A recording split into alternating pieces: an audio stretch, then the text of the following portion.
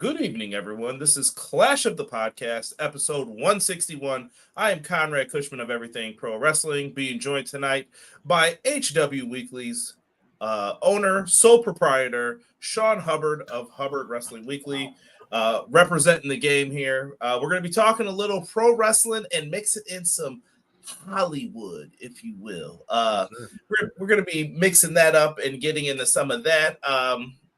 A smidge of like TNA and NXT talk, and then we'll get you guys out of here and ready for Raw. I saw they had announced like the Usos versus the Bronze again. I'm not sure what else is on the card. I'm sure you guys will let us know, but we'll try to get you out of here right around the time Raw starts.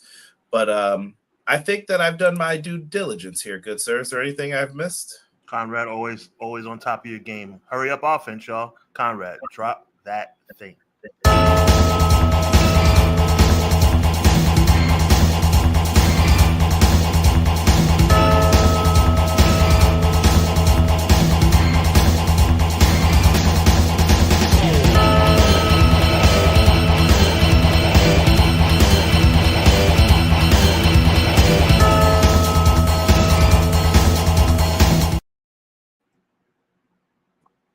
What is good, everybody? Welcome. Clash of the Podcast, back at it once again. Like I said, we got some interesting topics to talk about. Usually we would run through everyone's stuff. Sean, I think we can just say who's here quickly, and then we're going to keep it moving tonight, everyone. If you've seen this on the socials, make sure you share it on Sean's Twitter handle. It is at HW Weekly. Make sure you guys are following the right socials, and also we have me at EPW Show. So make sure you guys are following and showing some love. My dog. Yeah, we want to give a big shout out to everybody in the building, man. We running hurry up offense. So big shout out to Cleasy13Z4 Tweezy in the building. Good afternoon to you, sir. Speaking of sir, the one and only Sir Quills is in the building. We appreciate you, brother. Appreciate you being here. He says, "What's up, Conrad?" Sean, your boy Sir Quills is back again to enjoy my two favorite bros, CJ and Hub, for episode 161 of the best wrestling podcast out to date, Clash of the Bygone podcast. We appreciate you, brother. Thank you. Ray Thompson giving us the old happy Monday. He's very thankful to be getting Cena and Styles one last time. I think that was a wise move by them. There's not much build to it, but yeah, good move by them. Not much build, and it's a good way to play it safe when there is not much build. Yeah. Our guy Matt Lopez. M. Leezy Fo Sheezy. Hello. He says good evening, everyone. There you go, brother. Yeah, there you go. We appreciate you, Matt. Always thank you for the love. Two aces in our community. Always one of the first ones to retweet, send it out, show some love. So I cannot complain ever about that. So thank you, my brother. Yes, Dynamite anniversary show this week, 2.5 hours. So be prepared if that review starts a little later this week for me and Derek. Me and Hub got some special stuff planned up coming up too as well that we'll probably talk about as soon as we're done with the shout outs here. McKinney's in the house. He said drop off a like and a diamond. He says he's given us a quote. It's your fault if you get hurt by someone who has shown you time and time again. They are no good for you. Have a great show, and I'll catch y'all on audio. Thank you, McKinney. I love it. That's a fact, man. XG Dub in the building. He says, "What's up? Can't wait to see what you have to talk about on this episode." XG Dub, we appreciate you, my G. Always, man. Is all elite. Yes. Actually, you know what? I think, do I have a picture of it this week? Yes, I do. I was caught red-handed on Twitter. I put out a tweet and then they put it up and I was like, watching. I was like, I know they didn't just put this up before this match started. And I was like, there it is. So very cool. I want y'all to know, man, Conrad's about to blow up, man. I'm going to be doing Clash of the Podcast by myself, bro. That's never true. Never true, good sir. Deanna, showing love to Ricky Spanish in the words of Derek. Yes. BJ, Professor Beej in the house, B Jizzle. Says, yo. Oh, I like that, Conrad. Okay, Playboy. I hear you. Yeah, always. Hubs, I'm thinking of you for my Mets for my Reds. I'm thanking your Mets for my Reds. Yeah, man. All I gotta say is I planned actually. It's funny. I planned on taking 30 seconds to talk about my Mets. Listen, man. I'm a Met fan, but I'm a realist. All jokes aside, if you look at my Twitter, I predicted that the Reds would give us the help that we needed and that we'd blow it. I actually put that on Twitter. The day before the game. After the Mets won on Saturday, I said, wouldn't it be something if the New York Mets got the help they needed from the Reds on Sunday, and then lost. So, look, at the end of the day, Soto did not disappoint. Lindor never disappoints. Pete Alonso didn't disappoint. Our big three delivered. Our pitching faltered. We do not deserve to go to the playoffs. For all my Red fans out there, including Deanna, I do not think you guys are going any further than the first round. But at the same time, I am cheering for you guys. I would love to see you guys upset the Dodgers starting tomorrow night. But the Mets did not deserve to go. We have to go back to the drawing board and see what happens next year. It'll be the 40-year anniversary. That's 40-year anniversary of our last championship going into next year. Maybe that'll bring about a little magic. But as for this year, you're never going to hear a realer person than me when I talk about my team. The Mets did not deserve, Conrad, to go to the playoffs. Even if they had won yesterday, they did not deserve to go. They've been terrible for 3 months. Concur. Jasim, hello, welcome. Jasim, what up? T-Ferg, what is good, man? Yes, Smackdown, interesting main event for sure. We'll bring it up real quick when we get into this. Well, there's actually a segment on it. And then Cactus, good day, gents. Happy Monday. Appreciate you, brother. Appreciate you. Cactus, what up? All right, man. Sean, kicking it over to you. We went through the stuff. I mean, you want to promote real quick for what you got? Real quick, man. Make sure you guys check out Hubbonomics coming up this Thursday night, 8:35 Eastern Standard Time.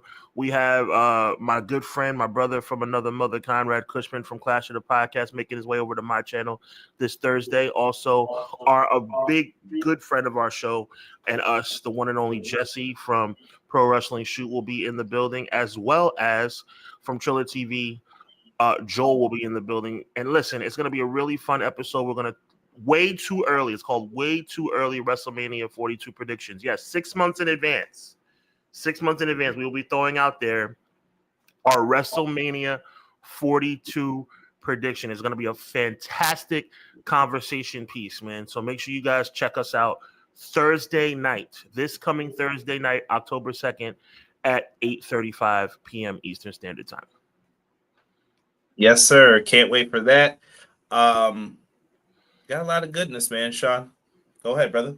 Yeah, man. So listen, me and Conrad were talking during the week, as we always do. Check on the kids, check on the family, and obviously prepare for the show.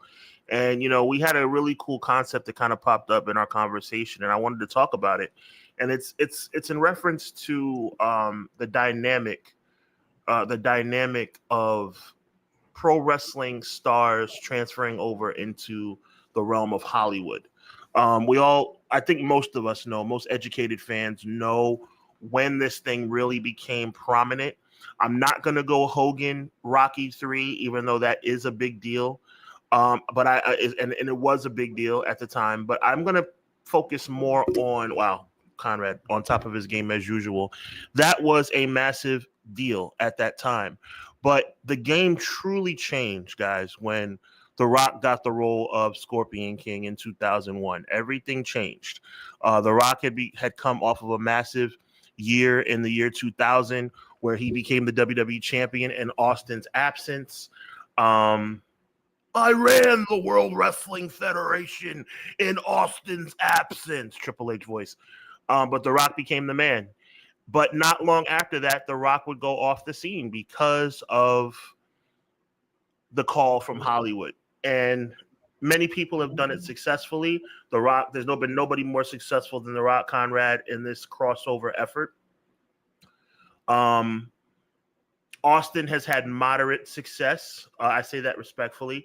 In my opinion, Triple H has had no success. I do not think Triple H has done a good job in crossing over in the realm of Hollywood. A lot of straight-to-DVD movies, some subpar effort in Hollywood. I'm not saying that because I'm not a big fan of his. I'm saying it because it's true. Look it up. However, when you think about the world of professional wrestling, it almost has become, Conrad, I'm going to throw it back to you, a massive detriment when a big star decides to go to Hollywood. And more specifically, and I am truly kicking to you, and I want your opinion on this, and chat, feel free to chime in, almost to the point, Conrad, that we as selfish in a good way, wrestling fans should hope that our stars don't become successful in Hollywood, because once they do, odds are they're gone. Is that my kick? Sure. I'm taking it. So I will agree and disagree to a point on it. I'm you know me, I'm the yin and the yang of everything. That's fine. Yeah. Because it does get more mainstream spotlight on pro wrestling. I think that was one of the key things when you mentioned The Rock. I think that's what he did. Oh, that's the guy from wrestling. It wasn't, oh, that's the guy going into Hollywood. That's the guy from wrestling. I know him. I know that guy. Everybody knows that guy. And I thought that it did help bring and pick stuff up versus like, here's another movie. Right. Shout out to Andre. Yes, sir. Yes. Andre the Giant got to play a few roles as well, and he had to play the role of a giant because that's who he is. That's what he does. Who else followed into those same footsteps because of how well that role went? You know who I'm going to refer to, I think. His name is the good old Captain Insano. The Giant got to be in similar roles. Like, all right, cool. We get to play into some of these roles, and sometimes movies get made about wrestlers, which is another key thing. So did it help? Perhaps. I mean, some of these are, listen, I'm not going to act like Ready to Rumble is some you need to go sit down and give them an Oscar. It's not. But it did get a lot of people screen time. John Cena's in this movie. Most people don't know that. He's actually just a background person in the movie. Just walk around working out. But my thing is this, Conrad. Very, very good analytical background that you just gave. My thing is this, though. The only ones who truly come back are the ones that don't achieve the success that they're looking for. Triple H would have been gone if he was good at movies. The Miz would have been gone if he was good at movies. Gone. They would not have continued moving forward in their careers, as I think Conrad is. There we go. My brother's back. As it would not have been a situation if Rock had not done well. How about that? If Rock had not done well, The Rock would have been around for those 7 years he was gone. And dare I say, please take the Ready to Rumble off there from me, brother, because I got something crazy I'm about to give you guys right now. Are you ready for this? You want to talk about going out in left field, but I want you to take this route with me, Conrad. Take this route with me, Chad. I've been thinking about this all day. If John Cena was not successful in Hollywood, we wouldn't have heard about his body breaking down. We wouldn't have heard about him slowing down in the ring and him not wanting to ruin the thing that he loves the most in this world. You know why? Because if he didn't have $10 million movie offers, he'd be in the ring. And nobody can tell me different. Do I consider John Cena to be a liar? No. I think John Cena has said what he needs to say to walk away. Rob, what up? To walk away with the respect of the wrestling fan. He's earned my respect. But no. You are not going to tell me with a straight face that you're walking away because you don't feel that your body can handle it anymore.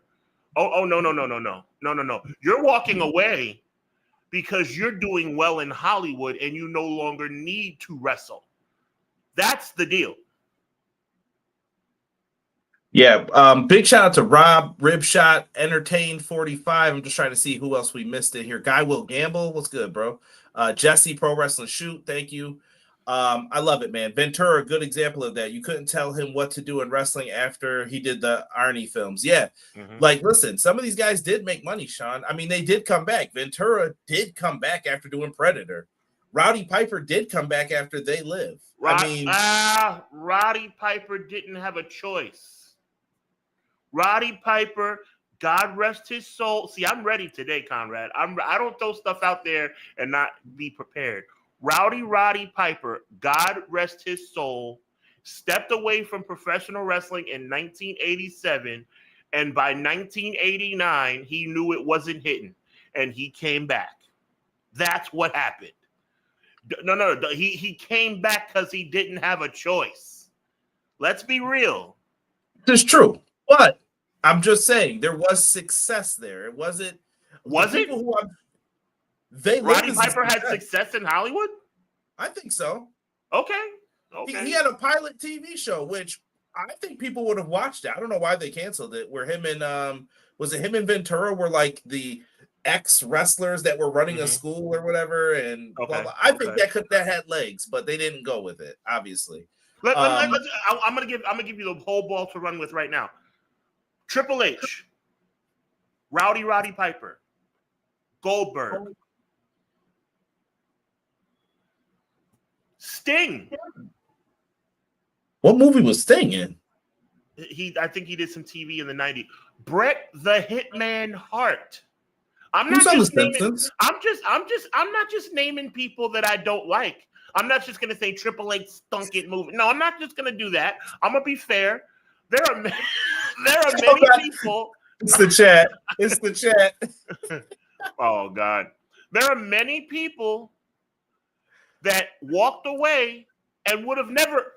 You ready for this one? I'm about to make your head pop off your shoulders. Hulk Hogan. Anybody remember Thunder in Paradise? I do. And not fondly. They did create a whole show for him, though. It didn't work. Do you think that when Eric Bischoff walked his narrow behind onto the set of Thunder in Paradise and said, "Hey, Hulkster, how would you like to come back to pro wrestling?" If Thunder in Paradise was up for an Academy Award, if Thunder in Paradise was up for an Image Award, if Thunder in Paradise was up for an MTV Award, Hogan wouldn't have went to WCW. Hogan needed a job. I mean, he walked into one with a lot of money and he called his shots. I'm just saying, Sean, can I say this? It's not a bad life to be The Rock and call your shots. Listen, would you rather take back bumps in the ring and hope that someone doesn't body slam you the wrong way, or be on a set like, can we do that one more time? You know Conrad, what? As always, you are 100% right, my brother. You are on top of your game, but you're answering the right answer to the wrong question, my brother. It's not about what you'd rather do. It's about if you were good enough in Hollywood to stay, you would never come back. We also have to look at how pro wrestling was perceived back then, too. Okay. It's rubbish. By the way, I knew this would be an amazing subject. Yes. This is actually from the brain of Sean Hubbard. But it's awesome, though. Go ahead. No, this is from the brain of Sean Hubbard. You guys give him full credit for this segment. That's why he's leading it.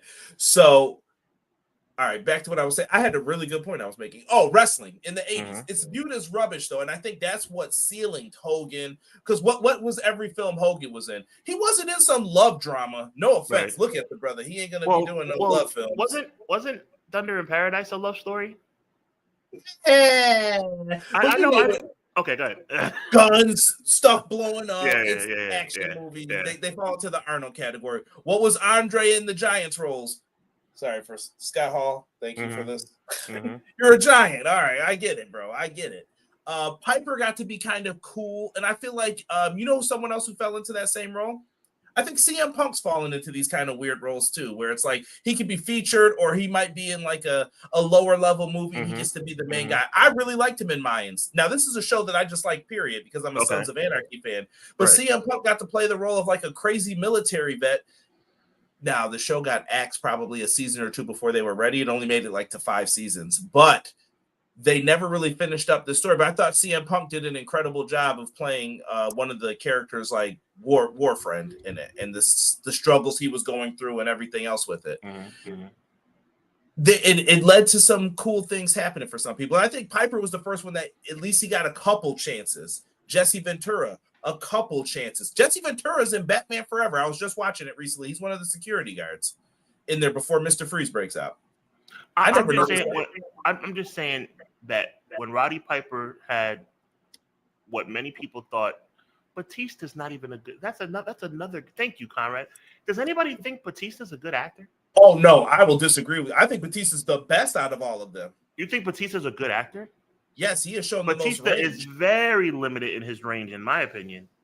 Oh, I think very limited. Very limited. I'll say this. I think he moved out of when he lost that frame, that like the big frame. He has played the crazy religious guy in I can't even think of the movie names right now because they're not at the tip of my head. Somebody, hold on, I'm pulling up the chat because I know they'll help me out.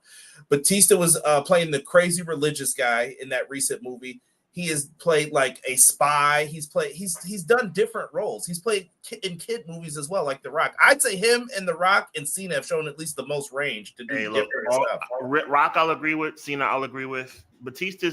I'll tell you what, Batista's better than Triple H. Oh yeah, Triple H. I mean, I didn't hate him in Chaperone. No, I'm talking about Wesley Snipes. Oh. I thought we were talking big time movies here. Hold on. Well, straight to DVD. You know how that goes. Blade. He was in Blade too. Okay. Excuse me. Blade 3 was the film, I believe, but he was in Blade, and he had a small role. He was like one of the bad guy vampires. He got beat up a little bit. Could he have been Thor? Maybe, but I don't know. I want to address Ribshot. Batista and Piper are the best actors. If you want to say Batista and Piper are the best actors, that's cool. You can have your opinion. Respect your opinion. But only Batista you can argue with me, because Batista, if I'm just not a fan of Batista as an actor. But there is critical evidence, right, Conrad, to back up an argument that Batista is a good actor. So I can be proven wrong. You could say, okay, you know what, Sean, I have this, that, and the third that shows that Batista's good. You don't have nothing that says Piper was a good actor. Piper was not a good actor. Piper was not successful in Hollywood. You can't tell me Piper was a good, I'm here to chew bubblegum and kick you know what. And I'm all out of bubblegum. Classic line. That's the classic line from a movie, bro. Rob says, watch his performance in Dune and Blade Runner and come back to this. So Rob says those are two that he was really impressed with Batista's work. I don't know if you've seen both of those. But. Yeah, shout out to Rob. And Jesse says Batista, in my opinion, is the best out of all. So he's better than I agree. Rock. I agree. Better than The Rock? Yes. Well, here's bugging, bro. I'm not tell you and you know I hate Hollywood Rock, but okay. No, but I do think Rock's about to change though. Because hold on, I got Rock's new movie up here. I've heard great things about this movie, and remember, there were a lot of people clowning this movie, like, look at the facial work on this, blah blah blah. I'm like, he looks like Mark Kerr. I'm not mad at this. This looks like really good, and Rock looks like that now. And I've heard he's going to be in a Martin Scorsese film now about Martin Scorsese does all like Goodfellas, all of the movies about the mafia that doesn't exist because we don't talk about the mafia, but. Apparently, he's going to be in one that's dealing with like a Polynesian / Samoan mafia. I don't know the background on it yet, but apparently he wants The Rock to be one of the top people in it. That's what I think Rock needs to do is go venture out more, because for a few years there, he was your action guy. What was it? Jumanji, Call The Rock. Like he was Arnold. Like if you needed an action guy, and I think that's what people are saying hurts him versus Batista. How I've said he's done a variety of roles, whether he's good, bad. He'll show emotion in a film. He'll cry. He can do this. Batista's really into this, and he tries to do roles that will just expound upon it. I'm seeing so many comments here. I'm sorry. Yeah, Jessica says that I'm out of line for trashing. I'm not trashing. See, people need to stop. If I say Roddy Piper was not a good actor, that doesn't mean I'm trashing Roddy Piper. I love Roddy Piper. He was not a good actor. He was not a successful actor. In what? Okay, Conrad. Well, he said "And They Live." He said "And They Live." He oh, you talking about in that particular movie? Okay. Yeah. Okay. Let me ask you this though: in what metric do you decide whether somebody's a good actor? Because if you can continue doing it. Okay, so longevity, critical acclaim, and sales. Who's the best out of all three when it comes to that? Probably The Rock. Not probably The Rock. The Rock. Well, let me not call him The Rock. Dwayne Johnson. I'm trying to think of someone who gets a lot of roles, though, Sean, too. it's not fair to be someone who gets a lot of roles and you don't expound upon those roles. I get people get typecast. Once again, like I said, Rock was typecast as he's the action guy, call him. Batista is rangy, though, is what I'm saying. If you're a film fan, I could see people who love film saying, like, nah, he's got to. Thank you, Rob. See, Rob will fight me on something, and then Rob will come right back and give me something to support. He's not wrong. Point. He's not wrong. That's my whole point. Time out. He's 100% right. They Live still pops up every Halloween, though, and they replay it because it's a cult. Conrad, you're better than that. What you're doing right now. You know what you're doing? This is what you're doing, Conrad. And you know what I'm about to say to you right now? I'm about to give you a bad example for my point, but it's what you're doing. You know what you're saying? You're saying that All I Want for Christmas is a great song because it pops up every year. Mariah Carey version pops up every year. That doesn't make it a good song. In this case, it does make it a good song. So I understand it's a bad example. But what I'm trying to say is just because it comes back every year doesn't make it good. Right. And then, you know what? I'll make another good point here. Hold on. Who am I thinking of in my head that let's talk Jennifer Lopez. Just because I like to use this person. Speaking of Lopez, Emily says, so does Hocus Pocus. I love my chat. I love our chat. Our chat always comes with the fire, bro. No, I think Matt's about to agree with what I'm saying, though. No, he's not. He says, so does Hocus Pocus. He's talking about what I said. But it's more popular after, Sean. That's okay, make your point, brother. Make your point. Make your point, bro. It's more successful now, though, because more people go out and see that movie because it is viewed as, man, this was really better than it was at the time. And there are movies that get that later on. And I went to Jennifer Lopez because Jennifer Lopez, is she really the best singer? But she sells a lot of albums, right? Jennifer Lopez being the best singer is laughable. 100%, but she sells. If we go into that selling albums thing, you're going to be like, I can't believe she's over some of the people that we're talking about right now. Well, look, universally, we can get into this too, because I feel like we should get into this because I'm having a great time with this right now. Who's the greatest female singer to ever live? It depends on what you think. Some people will probably say Whitney Houston. If you name somebody that's not way outside the box, I will let you live. Just name one person. Whitney Houston, let's just say. Okay, Whitney Houston is who I was going to say. Now, if you said Aretha Franklin, I wouldn't punch you in the face. If you said, not my cup of tea, but if you said Barbara Streisand, I wouldn't punch you in the face. If you said Celine Dion, I wouldn't punch you in the face. But you know who I'd punch you in the face if I said? Cactus, that's strike one, buddy. you know who I'd punch in? You know what? I'd punch you in the face if you said? Jennifer Lopez. I would punch you in the face if you said Beyonce. That's a little violent, but yeah, I know it is, because Beyonce's not the greatest singer of all time. Beyonce is a fantastic entertainer. There's a difference. So to me, when you bring up the Jennifer Lopez thing, Jennifer Lopez is not selling records because she can sing. She's selling records because she can sing moderately and because she's a fantastic entertainer. That's the issue. So when you come back full circle to this particular subject matter, at the end of the day, these movies that recur during holiday season, is Home Alone one of the greatest movies of all time? It's awesome, but it's not one of the greatest movies of all time. We're talking about range again, though. You know what I mean? But I love Home Alone. I love Home Alone. But Home Alone is not one. Home Alone's better than Titanic? Stop. I know what I prefer to watch. Home Alone is better than Malcolm X. Home Alone is better than Training Day. Stop it. I was going to do a Training Day line, but it'd be inappropriate. Yeah, exactly. But yeah. Home Alone, Cactus, right? Cactus. Home Alone is one of the greatest Christmas movies of all time. 100%. Don't get people started on that. We're going to have people talking. I love Home Alone. Yeah, let's move on because you know what I'm trying to say. No, and I said people are going to be talking crazy. Is this a Christmas movie? Yeah. But yeah. And John Cena, like I said, he's making his moves in Hollywood. Rock, Batista.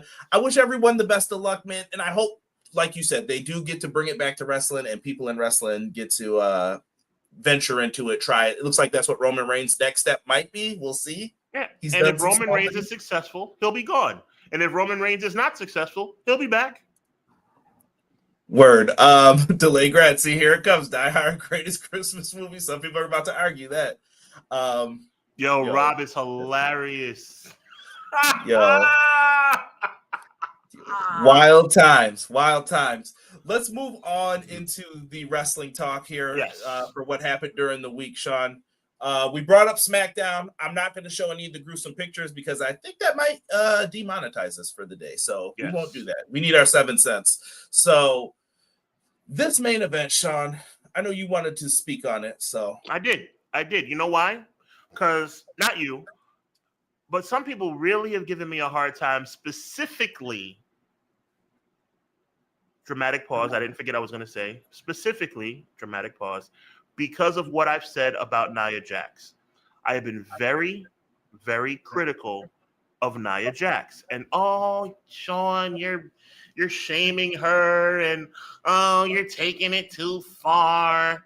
How am I taking it too far? If you listen to Hubbonomics, Volume 1, we're up to 40 now.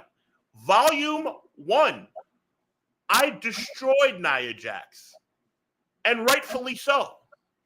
Destroyed as in talked about her terrible wrestling ability. Jesus. Thank you for the audio. That was for the audio people. And once again, it rears its ugly head on SmackDown. What in God's name is going on right now? She fired Jade Cargill into those steps so hard that there's a cut on Jade Cargill's face that probably needs 30 stitches. 30. And you're going to sit up, you and whoever you might be, you're going to sit up here and tell me that this woman is not reckless in the ring. That's been my only criticism about her. I've said she's a beautiful young lady.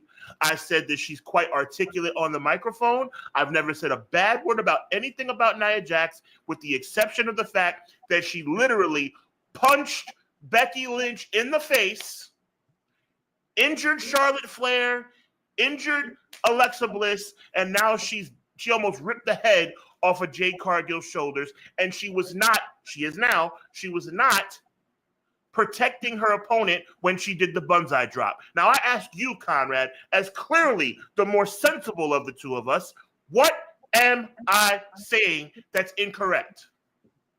I'm going to preface this first. If any wrestler listens to this, I don't have wrestling knowledge. If you want to correct me, please put it down below. I believe in this situation that when Nia has done this, and similar to the Kairi Sane, she was the other one who got thrown into the steps, right? Okay, thank you. I don't remember all of them.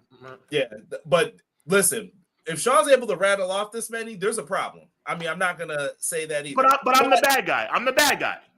Not every time, but I do want to say this, though, in her defense. I don't believe when you're getting thrown into something, it's all on you either. Like, same thing with the Kyrie situation. How much force? She's probably barely touching you. Like, I'm sorry, guys. We're getting into a little bit of behind the curtain of wrestling. Yeah, let's do it. How hard am I throwing you into the rope, Sean? How hard could I be throwing you into the rope? Run.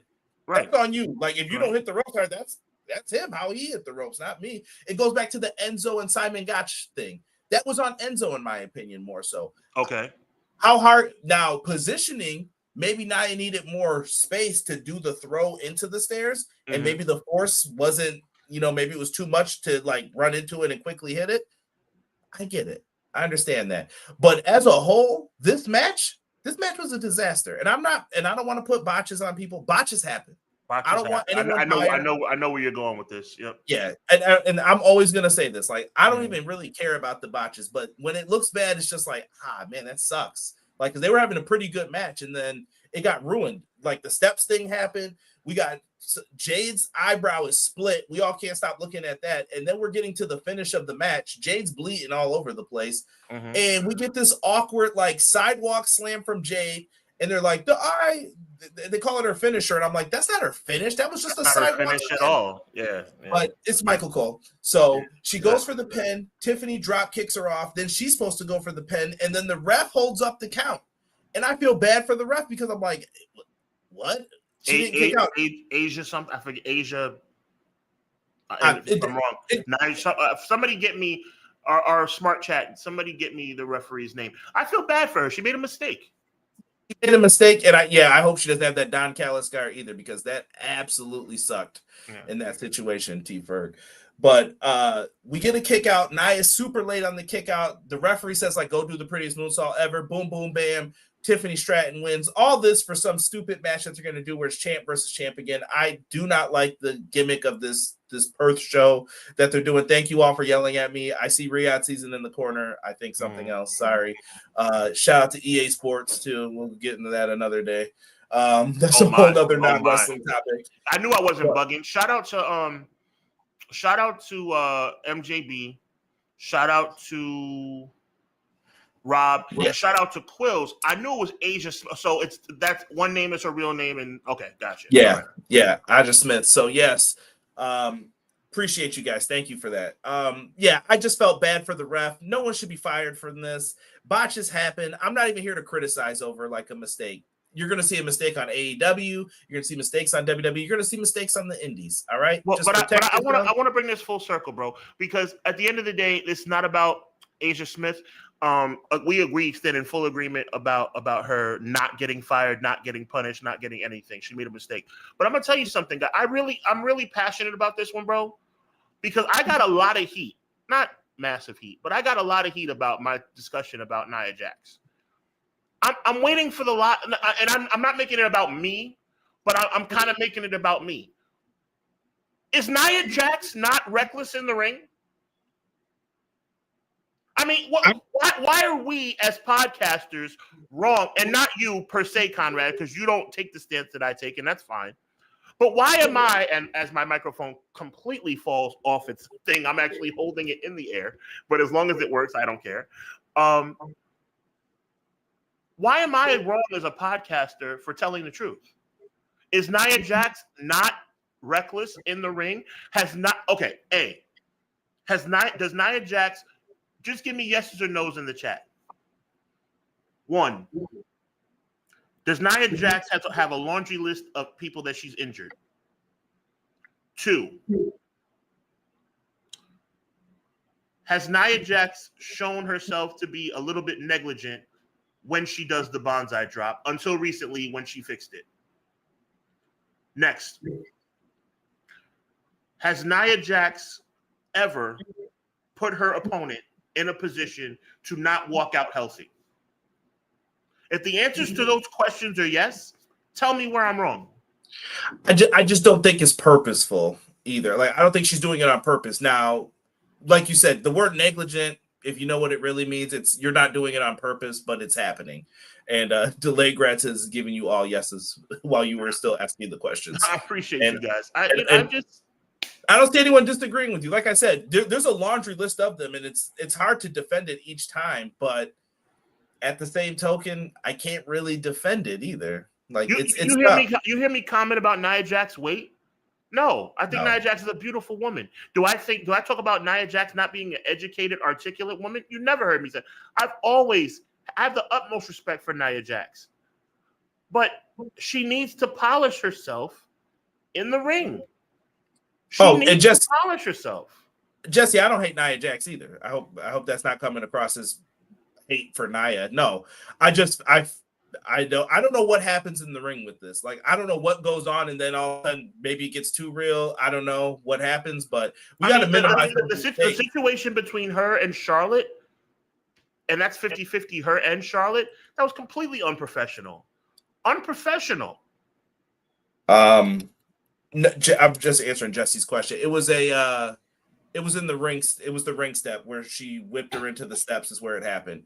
And like I said, I don't know if it was when the ring steps popped up. I don't know what happened there. I couldn't tell you. Delayed Grad says wrestling is a partnership, and Nia has too many of these situations with too many different partners. Yeah. But see, thank you. I appreciate y'all because I know you call me out if I'm wrong, and I know you call me out if I'm right. Conrad has never stood against me on this subject, but Conrad has always said a little bit behind the scenes. So he's like, yo, you got to chill about Nia, bro. And not because he doesn't agree, but he's trying to make sure we don't get canceled. I'm not talking about Nia as a human.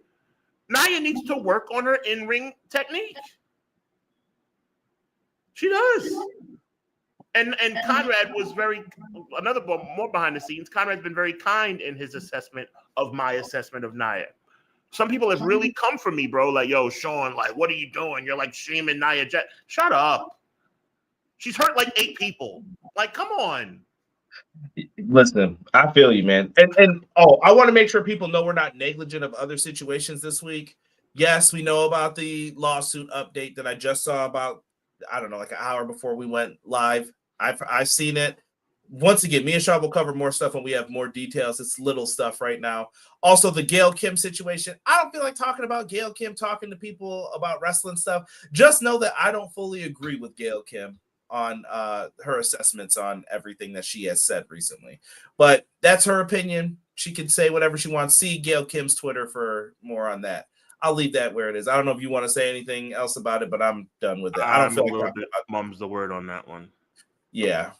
NXT had a pay-per-view. We're not going to talk about the entire show because, we're not. Hurry up, offense. So, I do want to get into the world title match here. We did have Ricky Saints versus Obafemi for the NXT Championship. Blood Owl, there it is. Ricky Saints, your new NXT champion. I did see some ridiculous comments, I'm not going to lie, from people like, he's finally getting the respect that he deserves. Blah, blah, blah. I'm like, hold on, player. He was a tag champ. He won the Owen Hart Cup. He got to be FT. Don't act like they treated this dude like a jabron either. He main evented Dynamites. Like, calm down, all right? He's in NXT. Cool. I don't know how long this is going to last. With the way SmackDown is, here, I'll say these two things. I'm going to kick it to you, Sean, for your thoughts. You can't screw up Obafemi. This is like you cannot. Like Braun Breaker and all them, you cannot screw up Obafemi. And Ricky Saints, the way SmackDown's looking, he really needs to be on SmackDown as well. I'm just leaving it at that. Obafemi, I'm going to be brief because I had a lot to say about the previous subjects. Obafemi's a fantastic talent. He's being called up, rightfully so. They'll probably botch him like they always do. It's only developmental when they want it to be, Jesse. Remember that. Yep. Obafemi's about to challenge John Cena. No. I think Obafemi's going to beat Sami Zayn for the U.S. title. I think he's going to destroy him. I would love that. Sami doesn't deserve the title anyway. What respect? Listen. I just said that. I'll have my moment another day. I just said that to piss you off. I'm just kidding. I know. We're like Solo does deserve better. He does, but also don't get me started on that faction either. I can't every week with them. Cedric Alexander signed by TNA, confirmed by Sean Ross Sapp. I've seen some vague tweets about this, Sean. Heard some funny money stuff going on here. Like, pay attention to who TNA is signing and their past relationships and stuff like that. Is this a call from like WWE? Like, make sure you take care of this guy and blah, blah, blah, and pay him. I don't know what's going on here, but good for them. I mean, I guess it's a good signing. They need people in some way, shape, or form. Any quick thoughts on Cedric signing? He deserves an opportunity to be great. I think TNA with the Hurt Business would have been. AEW with the Hurt Syndicate would have been a better fit, but we'll see. He does make magic in the ring with Ali, so we'll see. Yeah. We're back. The Invasion is back, Sean. Set for October 7th, head-to-head with AEW Title Tuesday. AEW's coming in their night, so I cannot sit up here and pretend like, hey, why is this? I mean, they got bumped from Wednesday for whatever reason. I'm sure it's playoff baseball is what I'm assuming. So they're going to be on Tuesday. Cool. They booked an Invasion show, so here we go. It's going down. I don't know how you feel. We're getting some Survivor Series styles matches. You know where those would be great? Survivor Series, but we don't do that. That's a good idea. You know what that means. Here he goes. This is our last topic, though, Sean. What do you think, man? They announced it. Oh, yeah, man. We're the CW. I have a bold prediction out of this. I can make it now or I can wait. No, this is all about you right now. I'm just going to say something real quick. The Invasion was just okay the last time, 20 years ago, and it's going to be worse this time. For Conrad's bold prediction, I believe that this Invasion, TNA is going to find a way to win, and TNA is going to be on the CW. TNA's got to deal with them, and I think that's where this is going to happen because they wouldn't be doing this if there was no grandiose thing at the end here. And once they get that, I do believe NXT is going to win in the end. That's Conrad's statement. I'll leave it at that. Yeah, it's a ridiculous notion, and you're making that notion because WWE does ridiculous things. So in that regard, I agree with you completely. Yes. Starting to come to my end of the spectrum, man. He's starting to understand that at the end of the day, WWE does stupid crap. Like turning Jey Uso heel when he's like the hottest freaking babyface in the whole freaking company outside of that idiot Cody Rhodes. If you're a battle rap fan, this is crazy talk, Rob. Why are you talking like this? He want NXT to 3-0 these fools. You know the Hardys are getting them tag titles. I just want you to know. Hardys 100%. Are definitely getting the tag titles. Yeah. TNA at this point stands for the non-existent afterthought. Wow. I don't see the lies. I do not see the lies. They got Bound for Glory coming up after that, so this should hype up their show going into that. I can see the Hardys walking around with the tag titles. Other than that, man, Sean, we can get them out of here early tonight, man. Man, I just think that tonight was a fantastic show, man. You know, obviously a great job you putting this thing together, Conrad. I want to give a big shout out to the chat, man. Y'all are phenomenal. Next week we're back to our regularly scheduled time duration. We are at 6:05, but we're back to our normal time duration. So we won't no more hurry up offense. We'll be able to take a little bit more time. As you guys can tell, we've been talking a little faster, moving a little bit quicker. But we really want to make sure that you guys get your money's worth. And next week we'll be back to our regular format. So we look forward to getting with you guys again. Make sure you check out Conrad and Derek this Wednesday as they review AEW. Conrad said it might be a little bit later this week, considering the 10:30 is when the show's supposed to go off. So after, we'll hurry up and try to move as quickly as we can. That's what's up. So make sure you guys check that out. Make sure you check out myself, Conrad, Jesse, and Joel this coming Thursday night as we do our way too early WrestleMania predictions. We're all going to put a card together, guys. So I know you're going to have a lot to debate and let us know if you agree or disagree about. Disclaimer, or I should say spoiler, Braun Breaker will not be in the main event for a world title on my card.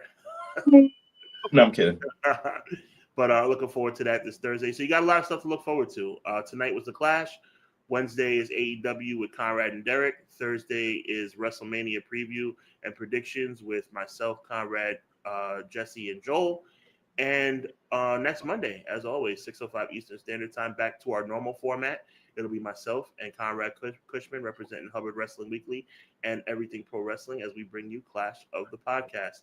Listen, we appreciate you guys. Always have a wonderful evening. Conrad, I appreciate you, bro.